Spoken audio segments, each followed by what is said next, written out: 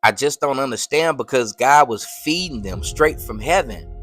Not a job, not a system, not a backup plan. He was literally raining provisions down daily. In Exodus 16, he gave them one simple instruction: take what you need for the day. But they didn't trust him. They gathered more than he said, held on to what he told them to release, and by the morning, it was full of worms stinking.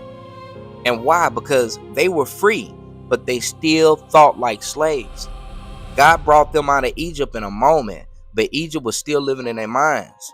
Because slaves hoard, slaves panic, slaves don't trust tomorrow. So even when heaven opened up over their lives, they still live like it might close at any moment.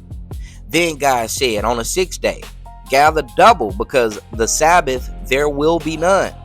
Clear instructions with clear timing, but they still went out looking for provision in a place where God said it wouldn't be. And guess what, y'all? They found nothing. And the thing about it, it's not just Israel, it's you too, because God told you to trust him, but you're still trying to secure it for yourself. God told you what his instructions were, but you still keep on moving out of the season. God already clearly provided for you, but you're still searching in empty places. Then Jesus steps in Matthew 6:26 through 28, and he says, look at the birds of the air. They don't grind, they don't stress, they don't hoard, yet your heavenly Father feeds them every single day. And the lilies of the field, they don't chase and they don't strive, yet they're clothed in more glory than kings. So what are you saying when you don't trust God? That he's going to take care of the birds, but he forgets about his children? That he clothes the flowers, but leaves you uncovered?